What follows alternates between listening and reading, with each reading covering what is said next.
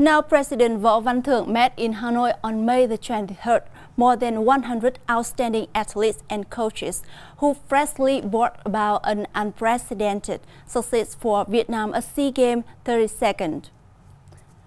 The 32nd edition in Cambodia marked the first time in history that the Vietnamese contingent, despite not being at the host position, had topped the tally with 136 gold, 105 silver, and 118 bronze medals, broke 12 records, and set 4 new ones.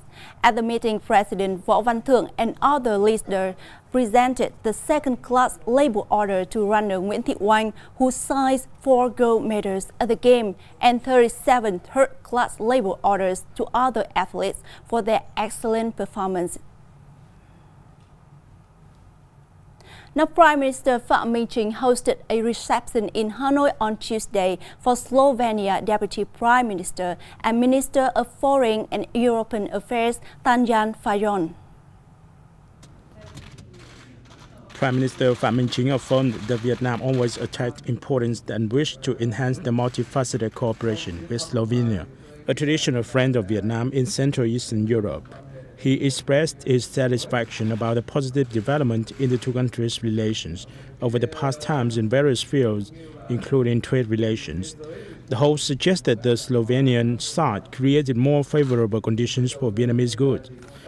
He also suggested Slovenia soon ratify the investment protection agreement between EU and Vietnam and urged the European Commission to soon remove its yellow card warning against Vietnamese seafood. For her part, Tanja Fajon affirmed that Slovenia wished to deepen its relations with Vietnam in different spheres, stressing the Slovenian government highly values Vietnam's advantages in terms of markets, workforce, and business environment, as well as the fact that both nations support free trade.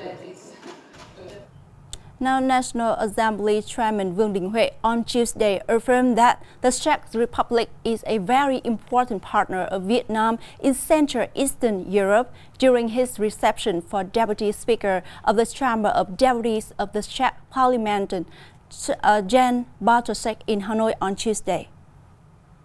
National Assembly Chairman Vương Đình Huệ stressed that Vietnam always attached importance to developing relations with traditional friends in Central Eastern Europe, including the Czech Republic. He noted that the bilateral political and diplomatic ties had been developing fruitfully, and agencies of the two governments and legislatures had maintained on-level delegation exchanges. He spoke highly of the Czech Republic's recognition of the Vietnamese community as an ethnic minority group in the country. For his part, Bartošek emphasized that the traditional friendship and cooperation between the two countries have yielded fruits. Regarding the legislative ties, the National Assembly chairman suggested that two sides continue pushing ahead with delegation exchanges and consider the signing of a new cooperation agreement between the Vietnamese legislature and the Czech Chamber of Deputies to replace the one signed in 2009. Coming up next, Chinese naval training ship visits Da Nang. Cargo through seaports nearly doubles in 7 years. Now, Chinese Navy training ship Q Jinwang is visiting the central coastal city of Da Nang from May the 23rd to 25th as part of the activities within the National Bilateral Cooperation Framework. Now, aboard the vessels are officers, sailors, and students from the Dalian Naval Academy and an education institute under the Chinese People Liberation Army Navy. After an official welcome ceremony on May the 23rd at the Tiên Sa port, the Chinese delegates are scheduled to pay a courtesy call to Da Nang authorities, engage in exchange activities with the Vietnam People's Navy Region 3 Command and the Military Region 5 High Command, and tour the city.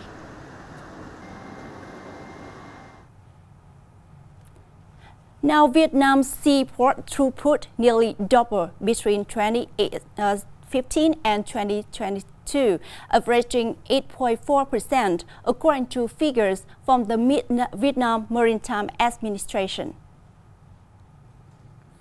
In the period of 2015 to 2022, the average growth rate of container goods handled alone at seaports was 11.9%.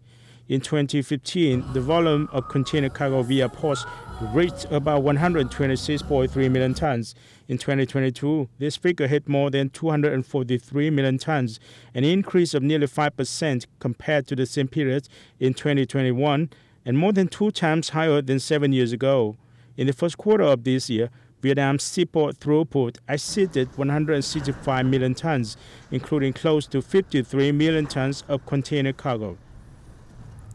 Now located close to Lũng Cú Flag Tower, the northernmost point of the country's Lô Chai village, Lũng Cú Commune's Dong Văn district of Hà Giang province is the home for the Lô ethnic group with a unique cultural identity from food, costume, houses.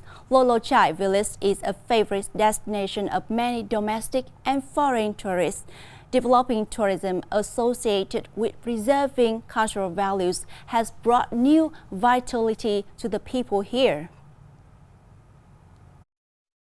At the foot of Lũng Cú National Flag Tower, the country's North Pole in Lũng Cú Commune, Dong Văn district, there is a village often depicted in legends. Its name is Lô Chai. The village is nestled in the rocky plateau of Hà Giang province and considered one of the most remote villages in the north of the country. Visitors to the village can easily spot the flagpole, which is about 1.4 kilometers away. The village offers some wonderful sightseeing with green colors falling into the Rocky Mountains, not to mention the unique culture and architecture. Visitors will recognize familiar Truyền earthen houses, which appear after the stone fences, with maize hung on the houses and peach trees grown in front of them. The village is home to nearly 100 households, with some 90% of them being the Lô ethnic minority. Lô Chai village is the only place in the province home to the traditions of the Lô people, with their earthen houses, with rammed earth walls, clay roofs, stone fences, traditional embroidering, and woodwork. In the past, villagers' lives were extremely hard, with the difficult mountainous terrain and frequent bad weather, especially in the winter. Locals live in a self-sufficient way by growing maize, rice, and vegetables. However, thanks to an eco-tourism project sponsored by the Embassy of Luxembourg in Vietnam, community tourism started to take off. Most of the houses are arranged in a traditional style with a system of toilets, drinking tables, and common living spaces that are spacious and hygienic. Ancient artifacts of the Lô people are also on display at the house. Up to now, the whole village has 28 homestay business households. On average, Lô Chai welcomes more than 1,000 guests per month, especially in the season of buckwheat flowers. And thus the end for today's bulletin. Thanks for watching and see you.